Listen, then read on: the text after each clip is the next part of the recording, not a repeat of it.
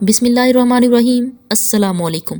یقیناً دور حاضر انتہائی مشکل اور تکلیف دہ دور ہے، خاص طور پر جب سے کرونا وائرس جیسی مہلک بیماری نے سر اٹھایا ہے۔ تب سے لے کر آج تک دنیا نے بڑے بڑے عجیب رنگ دیکھے ہیں۔ آزادانہ پھرنے والے انسان اپنی ہی ذاتی جیلوں یعنی گھروں میں قید کر لیے گئے، خوراک کی قلت، روزگار کا تباہ ہو جانا اور لاکھوں لوگوں کا لقمہ اجل بن جانا، اور جو بچ گئے ان کی قیدیوں والی زندگی گزارنا، اسکول اور مارکیٹس بند ہو جانا۔ اس ساری صورتحال کو دیکھتے ہوئے بیشتر لوگوں نے اسے تاریخ کا بدترین دور قرار دینا شروع کر دیا، لیکن ایسا بالکل بھی نہیں ہے۔ یہ ان لوگوں کی تاریخ سے لا علمی ہے، کیونکہ اگر ہم ماضی کی طرف دیکھیں تو ہمیں ایسے بدترین ادوار ملیں گے جن کو صرف سوچنے سے ہی انسان کی روح تک کانپ جاتی ہے۔ جی ہاں ناظرین، تاریخ میں ایک ایسا سال بھی گزرا ہے جس میں لوگ آسمان کی جانب دیکھ بھی نہیں سکتے تھے۔ آج کی ویڈیو میں ہم یہ جانیں گے کہ وہ کون سا بدترین سال تھا جب 18 ماہ تک سورج نہیں نکلا تھا اور کیسے 90% لوگ موت کے منہ میں چلے گئے۔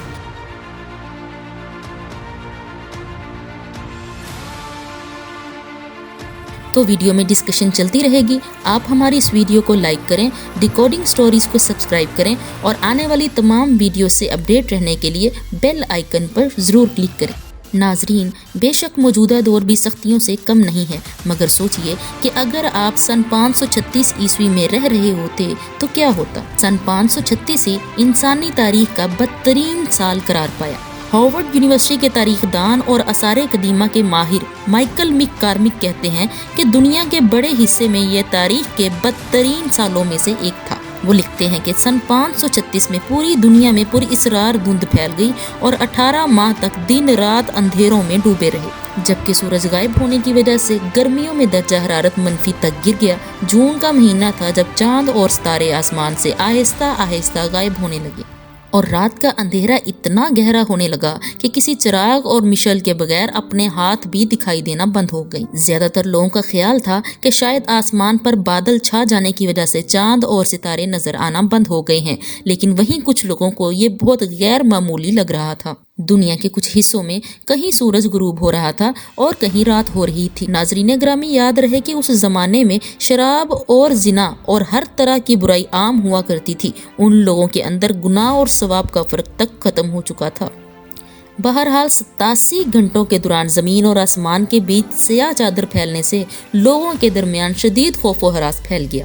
اس دور میں ٹیلی کمیونیکیشن کا کوئی نظام نہیں تھا، لہٰذا پیشہ ور گھڑ سوار ایک جگہ سے دوسری جگہ پیغام پہنچایا کرتے تھے۔ جن علاقوں میں دن کے وقت اندھیرا چھایا ہوا تھا، وہاں کے قاصد دوسرے علاقوں میں صورتحال دیکھنے کے لیے جانا شروع ہو گئے۔ یہ جہاں بھی جاتے وہیں سیاہ چادر کی طرح اندھیرا دکھائی دیتا، یہاں تک کہ لوگوں کو محسوس ہونے لگ گیا کہ آج صبح ہونے میں غیر معمولی تاخیر ہو رہی ہے۔ اسی پریشانی کے عالم میں پورا دن گزر گیا۔ لوگ خوف زدہ ہونے لگے کیونکہ اندھیرا گہرا ہوتا جا رہا تھا۔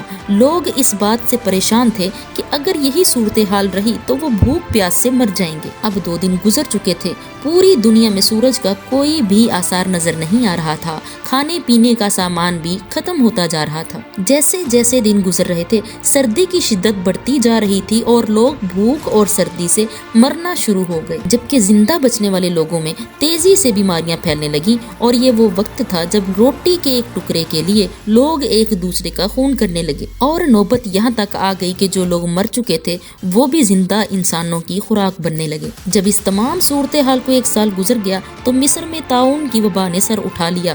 دیکھتے ہی دیکھتے لاکھوں لوگ اس وبا کا نشانہ بن گئے اور لاشوں کے ڈھیر لگ گئے، لیکن تب تک بھی آسمان میں روشنی کی کوئی کرن بھی دکھائی نہ دی۔ دنیا کی کل آبادی 50 کروڑ سے کم ہو کر 20 کروڑ تک آ چکی تھی۔ اور پھر ایک دن مشرق وسطیٰ کی طرف سے سورج کی روشنی نظر آئی جو 15 دن کے اندر پوری دنیا میں پھیل گئی۔